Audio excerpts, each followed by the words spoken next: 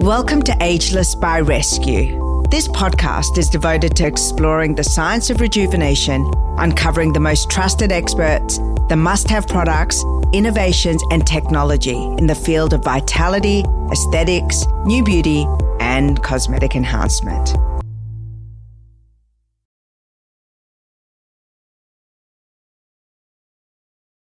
You're going to be so jealous of me because I have Alex Pike on the show, and we've already had a conversation and had such a good girly conversation because Alex, as my friend and publicist Gina Nixon says, is a girl's girl, and you really, really are. Hi, Alex. Hello. Thank you so much for having me on today. We've been trying to get this episode locked away for some time, and I'm thrilled. We're recording it on a Saturday. When I first saw you, you just finished a workout.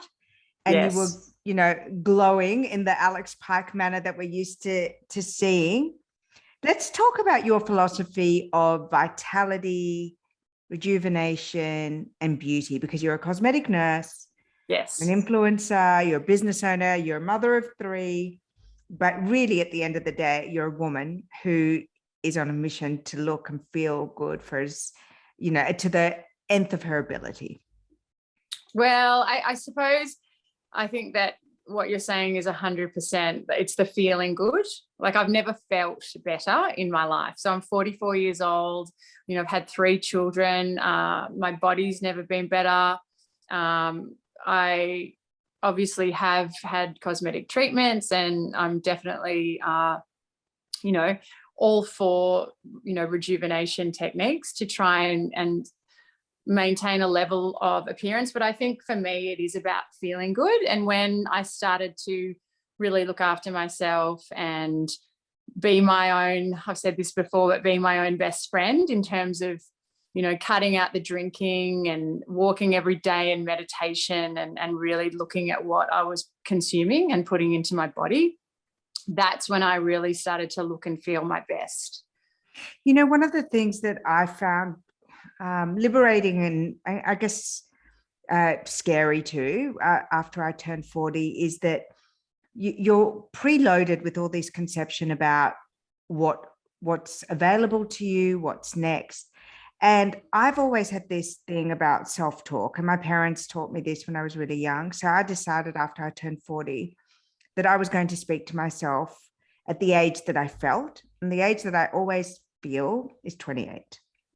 So I would, expect my body to behave, to look, to feel that of a 28-year-old. And I've heard, there's all sorts of terminology for it, but there is evidence in science that you can, reprogram your body and your mind on how it feels. And it really liberated me. And my grandmother was someone who always said, you're never too old for love.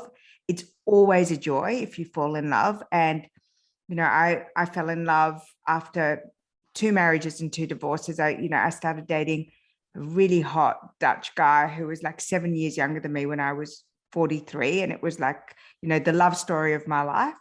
And so that was true. And I love what you were saying, you feel the best and feel like you've got the best body of your life. Yeah. That's after 3 kids. So yeah, that can be true too. Tell me, did you consciously go after this, or did you have an inkling or role models that you looked at and you went, I can be the best I can be now? I mean, I suppose I've always looked at older women, and, when you are in your 20s, you just never think you're going to be 44 ever. Do you know what I mean? It just seems like, oh my God, they're so old. And now I'm like you, like I do think of myself as a 28-year-old. Even my 8-year-old son says, the perfect age for you, mum's 28. Like he already can pick up on things. And I just celebrated my birthday, and my two ex-husbands are very good friends, and they organised me a birthday cake, and they put my 2 ex-husbands are really good friends too. And I love them. I rely on them. They're like really important people in my life and in my daughter's life. They're lovely. Yeah, I agree that we're really close, but They gave me a cake with 24, and it was just cute. But yeah, I mean, I'm getting off topic here. To ask me what you asking me again. I was just saying that do you have like did you have a conscious thought that, you know, I'm going to go after the rest of my life feeling and looking how I feel, not what society expects me to be at, you know, a mother of 3 or divorced twice or in my 40s? Did you have people you looked up to? Yeah, I beat myself up for a long time after the second divorce. That was 8 years ago, and I really felt, you know, I had failed, and there was a certain amount of shame attached to that for me, which I had to work really hard on. In terms of mentors, I was fortunate enough at the start of my nursing career to get a job with Dr. Brian Mendelsohn, and you know, I was an injector before I went and worked for him. So I started with him in 2005, and I started injecting in 2004. And he would often say to the patients, you know, if you're not happy when you look in the mirror, you know, you need to do something about that specific thing that you keep focusing on. But he also, you know, spoke about and also wrote in his book about we don't feel any older inside. I still feel the same. I still feel like I'm 18. You know, I really, really do. And it's just and maintaining, you know, a level of self-care, self-esteem. And I think for me in 2018, I was definitely sort of struggling with alcohol consumption sort of every second weekend when I didn't have my sons, and working really hard. The business was doing well, but then sort of going out and enjoying life a little bit too much. And I suppose that's when I started my 75 hard journey. And oh yeah, you did that. I want to talk to you about that in detail. Yeah. But when when I started looking after myself, that's when I really started to feel good about myself again. Yeah, for sure. And don't you think it's a self-fulfilling thing, especially with youth markers? Like once you kind of get that feedback from your body that it's behaving in a youthful, energized, vital way, you know, your sex drive is up, your skin is glowing, you've got energy, then you start getting the external feedback. People say yes, you look great, you look fresh. No. What have you done to yourself? And then that's so motivating. And I always, you know, when we do things on Ageless, I always want to, my goal is and my purpose is to get people started on that journey, because the loop feedback is so positive. It's going to carry you through. It's about starting, and it's about finding the moment to start. So let's talk about your 75 hard journey. Let's talk about what you said that it was, you know, a reliance on alcohol. You were feeling bad about yourself, about, you know, dusting a second marriage. You had 3 kids. And then how did you hear about 75 hard, and what made you think that this was going to be the thing, that the vehicle to light the fuse? Well, for me, it was that 75 hard, you know, one of the components is you cannot drink alcohol for 75 days. So for me, it was showing up for myself, that long stint of sobriety, that the cloud, alcohol is a depressant. Okay, so it was the cloud, the fog had sort of lifted. I shredded. I lost 8.5 kilos. Do you think you lost the 8.5 kilos because of the twice daily exercise? Because it's a lot of exercise. I think for me, my body really responds to walking, and it did the first time. So I had 2 babies in 2 years. My first 2 sons are 13 months apart. And when I gave birth to the second baby, I was Spencer. I was 93 kilos. And I was standing in the hospital on the scales, and I started crying. And I'd never been that big. And I bought a double mountain buggy pram then, and I just walked and walked and walked. So walking, and I lost the weight after the children. So fast forward to 2018, I really do think my body responds really well to walking.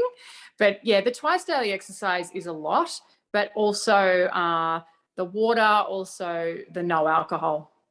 because Yeah. alcohol, the hangover, I was eating terribly after a hangover, Uber Eats, things. And then I wouldn't even work out for another 3 days with, how busy the business was as well. So it was just this vicious cycle of I was playing catch up, and work was so intense. And then when I had my children, that was also intense. So I got myself into in some really unhealthy patterns. And what you were saying before about when people run into you, after a while and you've been looking after yourself, they go, oh my gosh, you look so good. And for a long time, I didn't really believe it.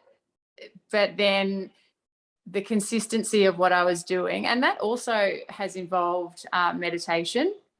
What type of meditation do you do? I do guided meditation. But I went and studied with a lady in Bali and spent some time over there by myself. And I started to become very empowered as a woman because I'd never even traveled by myself. And before COVID, I was traveling a lot by myself. So I literally now jump out of bed in the morning. Like I get up between 4:30 and 5, meditate. I have a really great routine, but I also feel like I have turned back the clock.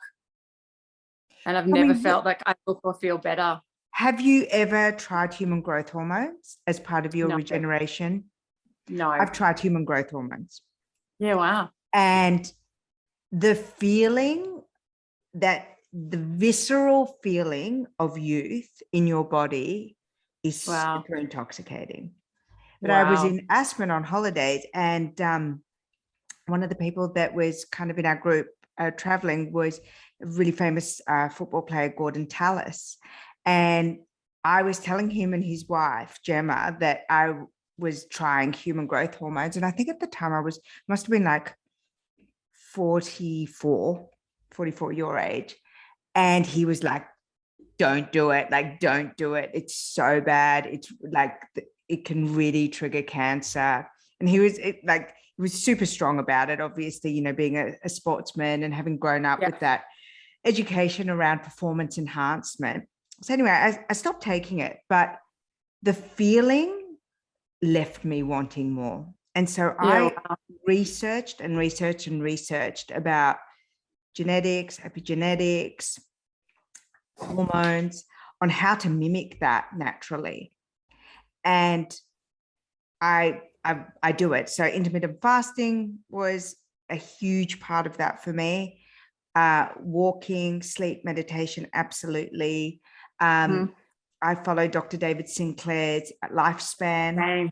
Yeah. Same. So I take M&M and metformin. And I've been taking metformin for 5 years as well. Yeah.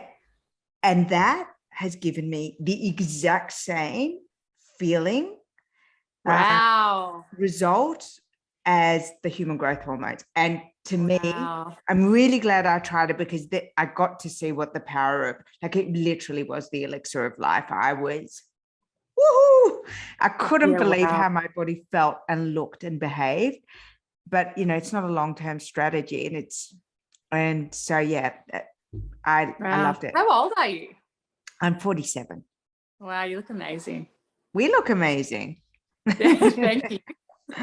Yes, we do. Tell me about, can I ask you if I can, I hope you don't think that this is crossing the boundary, but what about your sexuality? Do you find that, like, from feeling better and younger and healthier, it's such an aphrodisiac? I found that it just completely changed all my energy levels. Yeah, I definitely feel very very energized, very empowered. Yeah, I've always been very comfortable with my sexuality. So, but definitely that part of my life has definitely gotten better since I've gotten older, for sure. And do you think that it's from a mental perspective, or you think it's like you like your body more, or it's a physicality that's changed? Yeah, I think it's definitely a confidence thing. And, when we're in our 20s, you're insecure and you're not so confident and, you second guess yourself a lot. I definitely have increased confidence, but also energy as well. Yeah. Life's just gotten a lot better in the last few years. Has there ever been a time in your life or in your youth? I always ask my guests this, were you always beautiful, or was your quest for having vitality and beauty and rejuvenation from a trauma or a time in your life where you didn't feel good about yourself or beautiful? Did you ever have that time? Well, I most definitely did. I was signed to Chadwick's model management in Sydney when I was 12 years old. So I started modeling very, very early. I did Dolly Covergirl competition, same as Miranda Kerr. And I was modeling every school holidays. And I think I grew up very quickly, and it was a great experience, but I was exposed to probably things that I maybe shouldn't have been so young. And I did suffer some trauma throughout my teenage years, which sort of, I suppose, I really felt the effects of around 18, 19. And I kind of had I had a nervous breakdown, and went on some medication, and my weight just blew out. Like, I put on a lot of weight, and I was really, really, really ashamed and really embarrassed, and found it really hard to face people because I'd always sort of looked a certain way.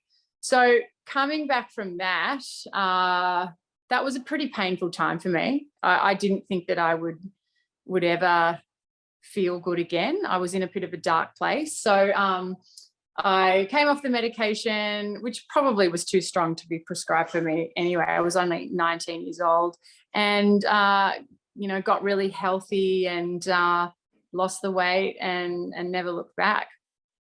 And then, as you've gotten older, what have you learned about longevity, vitality, beauty? What are some of the things that you think, oh my God, I wish I knew that in my 20s, or I wish I knew that in my 30s.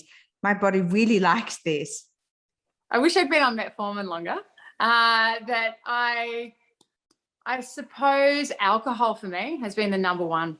Like, I just wish I'd never drank. I wish I'd never started. It just never agreed with me. And it's just like a poison in my body. Even now, like sometimes when I'm with my boyfriend, he might have a gin and I will join him for one or two very occasionally. And the next day I literally wake up with nausea. Like it's like I've had a full bottle. Like, my body repels it. It just isn't for me. So that's one thing I wish I had known. So, I mean, alcohol is always, in terms of aging, it's always linked to the whole conversation about inflammation, right? Mm-hmm. So, yes. We take the metformin and to regulate the sugar levels. It's also the only known anti-aging drug in the world. It helps with the visceral fat. But what other things do you do as part of your rituals of wellness that you think really impact all of those youth markers that make you look as gorgeous as you do? I drink a lot of filtered water, so minimum 3 liters a day. I have a Kangen water machine. I think I said to my mother the day I bought it, that's the sign of maturity, because I would have normally bought a handbag or something expensive, but I bought a water machine. I have green juice daily. So I really like to get my body into an alkaline state. So what's in your green juice? I have kale, cucumber, celery, spinach, just anything green, pretty much. A bit of lemon juice, sometimes a bit of ginger. And I also, I do a bit of fasting. Probably once a month, I will do 24 to a 48-hour fast and just do waters and teas and give my digestion a really large break. And when I get hungry, I use pink salt under the tongue and really just hydrate myself. And by the end of the 48 hours, I just feel amazing. And what about aesthetic things or biohacking things? Do you do any saunas, cryotherapy? Are you interested in kind of the science of rejuvenation, which has started in the sports area? So I'm sure your boyfriend is all across that too. I love it. I love reading things from the sports arena because they're really clever at it. So has he shared any great insights with you on recovery and rejuvenation from that industry? Yeah, so cold therapy for sure. I have a cold shower every day. It was very difficult for me to start that. That's been a huge hurdle for me. But I also, whether I'm in Sydney or Melbourne, I try and go into the ocean. No matter whether it's winter or summer, I will get into the water and do some cold therapy. I get into my pool when I'm in Albury in the winter as well. So cold therapy for sure. I love infrared saunas as well. And do you have one? No, I don't, but my trainer has one, and then I'm putting one in Albury actually. And also, yeah, I'm really a firm believer in spending some time in the sun without sunglasses on and really looking into the sun directly. I think it's really healing and really good for your energy levels. And do you do anything in terms of, have you ever done travel for wellness? Have you gone to health retreats, or, you know, there's such a lot of travel around wellness and rejuvenation. I'm crazy. I haven't yet. I've only done travel has been for me more about the meditation process. Meditation was not something that I really thought I would ever be able to do. And when I started, I couldn't turn my mind off for even 5 minutes, but, I meditate every morning and sometimes morning and night, but traveling to Bali and spending quite a lot of time with a lady called Nicole Phoenix Star, who taught me to meditate. That's been hugely powerful for me, just to slow myself down. I mean, you're obviously a cosmetic nurse, so you understand the physiology of skin and beauty. And the science of beauty. What are some of the things that from your clinical work, are underrated, but extremely powerful, beautifying rituals that you can teach people about? Well, I think for me, vitamin A at night is like one of my sometimes my beauty routine is always cleansing. But always, if I've only got ever 2 things, it'd be a cleanser and a vitamin A serum, or a vitamin A cream, or I have a prescription of stevia when I like to sort of turn the cells over a bit quicker. Vitamin A definitely is very underrated. I also would never, ever have another filler again if I had to give up Botox. So Botox. I love it. I like anti-wrinkle. I like what it does to the skin. I like how my skin feels when it's working. It slows down those static wrinkles, and I think it's a wonderful medication. Have you tried other things like threads, PRP? Have you had laser on your skin? Had everything. Me too. Love it all. I just had threads for the first time and I loved it. What do you like the best? I haven't had them yet because I have been practicing threads since August 2020. We do a lot in clinic. I was trained with the girls at Shape Clinic at Dr. Stephen Liu's clinic. Yeah. I'm like an unofficial staff member up there. I love the team there. But I love threads, but I haven't had anyone do the treatment on me, so I'm very much looking forward to that. What else do I really like? I like factor 4. We do factor 4 at our clinic. I've had fractional laser. I had Cosmetic April 2020, and that was a really, really effective treatment for me, for the especially melasma? My neck and décolletage. For melasma? Yeah, it was amazing. Yeah, really good. You have? Yeah, I had it for my melasma. I found it really strong. Very strong. Very strong.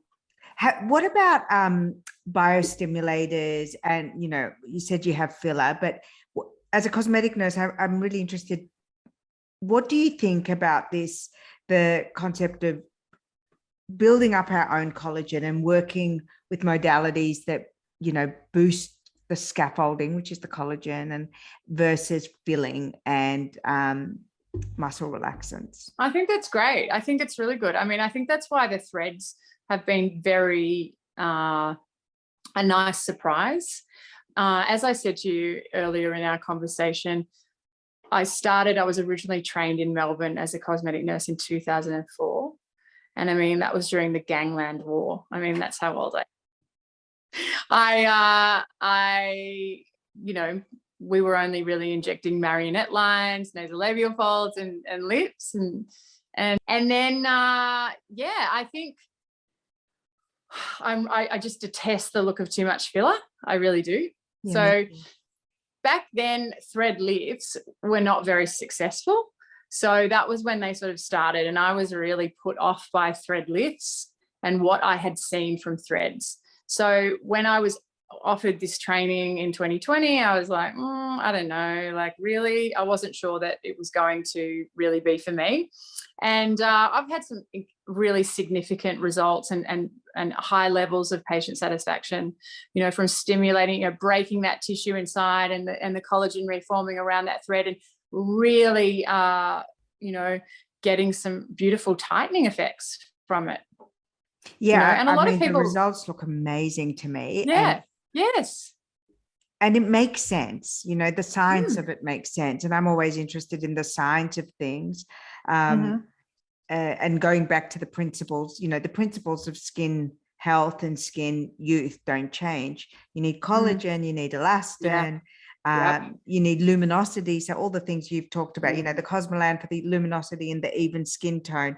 You need, you know, the scaffolding, which is the collagen and the elastin. You need the quality of the skin to be good. So you need the vitamin A, hydration. Yeah. So, you know, none of the principles have changed, and everyone gets quite excited by the new things. But that's why I always say, you know, it's so important which expert is in charge of your rejuvenation processes, because you need to work with an expert who understands that it's you know, it's a commitment and it's a process. Are there any on the surgical side of things, are there anything is there anything that you've had, and is there anything that you're curious about?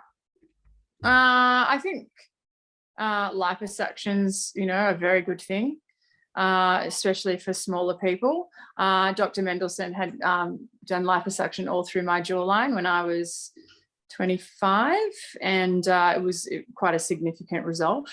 I'm not a big fan of the double chin injections.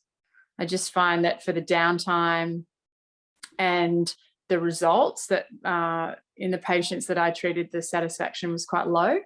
And I have to really be able to believe in a treatment. For me, I just didn't see that the results were that significant. So yeah, I think upper lid surgery is definitely something that is a wonderful treatment in the right hands, for sure. What about body work? Do you like the cool sculpting, the M sculpt surgery? Are there any of those things that, you know, you try in the line of your business, or you're curious about having? Yeah, I'm curious about cool sculpt. I have not had it. I'd like to have it to try it out, but I haven't had it. Yeah, obviously I've had breast augmentation twice. I had after my first two children. My third child was definitely not planned. So I then went and had a second surgery with Dr. Craig Rubenstein after my third baby as well. So definitely the breast augmentation surgery is something that has left me feeling more feminine. So it was definitely a positive decision that I made, for sure. And did you have the second one as a revision to your first? Yes. Oh, it was because of the breastfeeding. Okay. Yeah, there was just not as much elasticity. Would you ever have a facelift? I would, yes. I would too. I've become recently. I never 100%, thought I would, but then I think, gosh, I want to try. You know, I think before you need it is a great time to have it, right? I think, you know, if you've worked for Dr. Brian Mendelsohn, I don't think that you could not, you know. And I remember being an extremely judgmental person. I think it was my first week working for him, and the patient was 42, and we were wheeling her into surgery, and I must have made a comment, and which was kind of funny, because I would have been fairly, you know, frightened to have made a comment like being so young and, you know, this really amazing job that I had. And it must have been along the lines of, you know, wow, you know, like I was surprised that, you know, a young woman in my eyes was having a facelift. And he explained to me that having a facelift at that age, that she will maintain her jawline and that she will always be 10 years younger without any of her friends and family even really noticing. So that really stuck with me. So yeah, I think you know, he is the godfather of the lower facelift. So I've seen a lot of amazing things. And the other person I hugely admire would be Chachi KO in Santa Monica. Oh my God. Yeah. His work is ponytail incredible. Honestly, he's that just ponytail lift. It's crazy. And I went and spent some time with his nurses when I was in LA last year. And I actually messaged Brian and said, I'm going to go and see Chachi. And Brian said, wow, he saw him speak at one of the European conferences and said he is truly an innovator. So that's coming from Brian Mendelsohn. So yeah, he's amazing. What do you think is the future of longevity and anti-aging beauty? I think that's the exciting thing. I think it's just evolving. But I think for me, what I've learned from reading Dr. David Sinclair's work is I think that's where it's heading, you know, actually turning back the clock and making and taking steps to make the cells younger, you know. And I think that his work is just really, really exciting. And that's why I follow his protocol. That was one of the things that was so important to me with Ageless. You know, my background is the cosmetic industry and the beauty industry, and then I was a publisher. But when I wanted to do Ageless, I didn't want to speak. There's so much consumer content. There's so much business to business content out there and podcasts that speak to us as an industry. I wanted to speak to the consumer, and I wanted to have the aging conversation, or rather ageless conversation, from the perspective of all the things that are responsible for keeping us vital, beautiful, fresh, healthy. And the very first pillar of that is, you know, the thing that both you and I are in awe of, which is the work around longevity, cellular rejuvenation, absolutely, resetting the body clock, learning from the, you know, medicine and science and the advances that they've made in that longevity study to then apply it to beauty. And then once you have the energy reset or diagnosis, you do the reset, and then beauty stuff is an overlay. So I really wanted to make sure, so, you know, in every episode, in every issue of the magazine, it's always rejuvenation first, which is the biohacking, the wellness, the cellular regeneration, then aesthetics, then products, and then the beyond, which I call, you know, all the things over and above. What about exercise, Alex? What are you doing? What do you think is the most youthful, productive, other than walking? What have you found really has worked for your body to keep it looking young? I'm a big fan of Tracy Anderson method. Oh, so, you do it? I've never done it. Yeah, massive fan. I did ballet for 11 years, so I have a background in dance. So for me, that's a really, really fun workout. I find music is therapy for me as well. Definitely. So that's why the walking is so important for me, because listening to music really raises my vibration and makes me feel really positive. Because of the dance, I started Pilates when I was 12 years old. My dance teacher was really beyond her years. And yeah, so Pilates for me is another big one, whether it's reformer. It's been really hard with the lockdowns. I've had to sort of give away the reformer, but even an advanced mat class is really good for the body, and it just reaches so many different muscles. And also, obviously, weights for bone density. And I just find, you know, look at elderly people. They're frail, And that's been the number one thing for me, because I want to live till I'm 120, and that's my goal. And I saw a podcast on a gentleman speak on Tom Bilyeu's podcast about, I love that. The human. Yeah. He's amazing. Yeah. Yes. Have you seen that episode where Yes, it's all about like bending down to reach up your pick up your great grandchild and lift a suitcase over your head in a train? Like, when you watch elderly people out and about, they can't do those things, and they just don't move. So for me, flexibility and strength, and I can only get that too through weight training.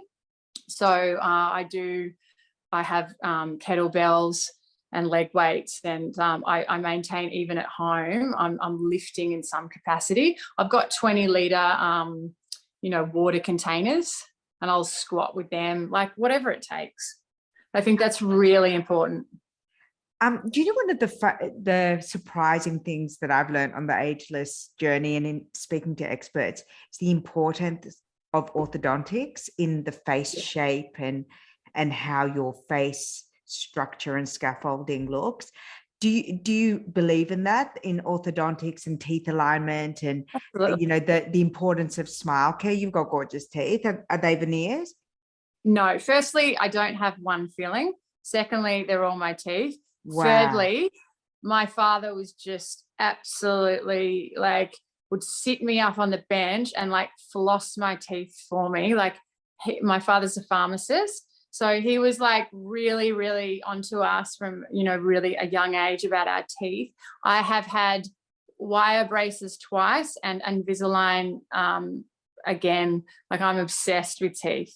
I'm obsessed with teeth. They make such a difference to the ageless conversation. Do you brighten your teeth? Do you whiten them? Yes, I do. Yes. Yeah. Probably once a month. I just have the trays, and I'll just a tiny amount, because I don't like to mess with the sensitivity, but no, all of my own teeth. What do you reckon makes a woman look young? And then I'll have the conversation with you about boys. But what do you think are the visual cues that we kind of overlook but are probably more valuable to attend to? I think skin's a big one.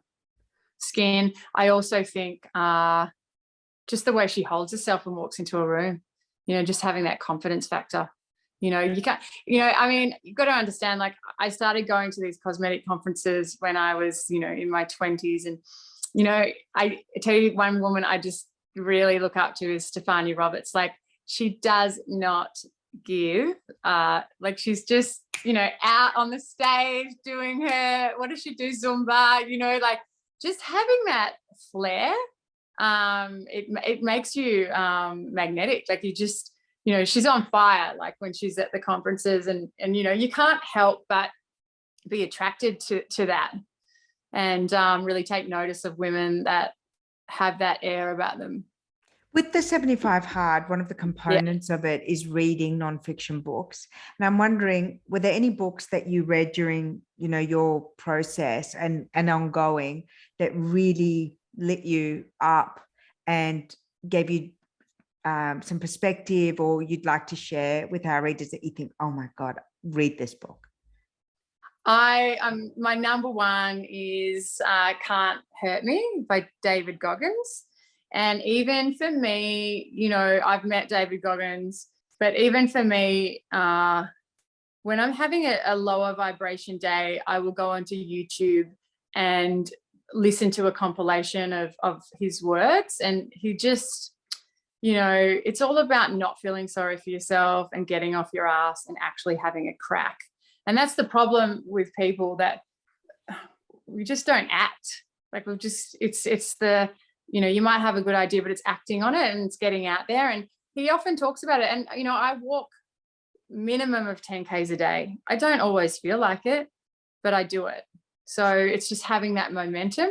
The other book I really liked was The Gift of Adversity, which is about a soldier who basically becomes paralyzed and then goes to hospital, and his life's over and he's staring at the ceiling, and it's his journey to walking again. So that was an amazing story as well. Yeah, I've read a lot of books. Yeah, I mean, it's such a great opportunity to kind of be disciplined about, feeding your mind as well. What's your vice, Alex? If you could, tweak one thing about anything about your life or yourself, what's your vice?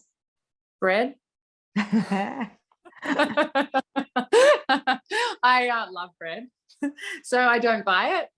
And as I said before, I'm just not good on alcohol, so I try to avoid that as much as possible. Was it through 75 Hard was that the first time in your life that you decided to cut out alcohol? Was that your first? Not really. Like I would say that I was more of a binge drinker, but from giving it away, like everything just started to be better. Parenting, looks, body, work, focus, like everything. So yeah, that would be for me. And it's really hard. Like sometimes, of course, you feel like having one just to escape a little bit. We all want to have a little, escape, but it's just not worth it for me. Tell me about, we were talking before about men, and you love working on men's, you're good at working on men's skin and anti-aging in your clinic. Yeah. What do you like? What do you think really gets a great result for men? Jawline, chin. So and filler? You know what else? Sorry? Filler? Yeah, filler. Yeah. I feel like, and the other thing that works really well on men is actually implementing a skincare regime, because most of them wash their face with shampoo. So, but yeah, I feel like, as I said to you before we started recording, I don't encourage a massive male clientele. I have male clients. I do feel that injecting men, I have become a better injector. I really do. Like it's always something I'm like, I don't know. Like I'm a bit, and then when I start, I'm actually really proud of what I've achieved. And I've got some lovely male clients, but I'm very drawn to women. I like to support women to be their best self. I love hearing stories. I love, empowering women and helping them get their confidence back. And, I have clients that, they've lived on farms, and so I have a practice in, country, New South Wales. So they've lived on farms and looked after kids and, had really, hard kind of lives. And, their marriages have ended and they've come to me not even really knowing where to begin. So I really love women and I love helping women. That is my passion. But injecting men has made me a better injector for sure. Let's talk about love, because I think that, you and I are at the same vintage, and we probably grew up at a time that was quite possibly the most confused messaging, where we were given the superwoman Kool-Aid, that we could do anything, we could be anyone, but we were still kind of on the hangover of being amazing in bed, amazing cooks, amazing mothers, good girls. And I, when I was about to divorce my second husband, I pulled my parents aside and I said, listen, just want to let you know I'm about to leave this marriage. I do not want to have one negative word from you. You're either on board or you're not. It's going to be completely respectful. We are not going to court. It's all going to be amicable. And this man is going to be in my life forever. So you may not interfere, nothing. But like you, I felt crushed because I was still, I still had the hangover of why couldn't I have it all? Did you have a kind of, when you found yourself in that place, did you think, oh, I'm too old, or I'll never find love like that again? And were you surprised when you did? I was. I feel like, I think it was really after my first baby that I felt like I'd completely lost it and that a man would never look at me again. Really? And Yeah, I was so depressed, and I just think it was the hormones and the body change. And I remember walking home from Toorak village to our house and pushing the pram, and I was with one of my girlfriends who also worked for Dr. Mendelsohn, Michaela, and she's just this stunning, gorgeous girl. And I just remember looking at her, and I'm just not an envious person at all, or a jealous woman at all. I've always been really secure in myself. And I just remember thinking, that's it, I've lost it. And How old were you? 27. Yeah. Yeah. And it was when I was, I think it was around 33. I think I really, stood in my power and really, was starting to really get confident and feel good about myself as a woman. But yeah, I think that, marriage is very different to what you expect, specifically when you get married in your early 20s.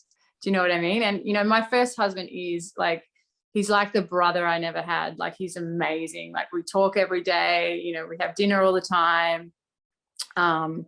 Yeah, he's amazing. But yeah, I was like a little girl, like a child. And how do you turn up differently in your current relationship, and what wisdom and kind of, I guess, confidence have you brought in that you probably wouldn't have had in your 30s or in your 20s?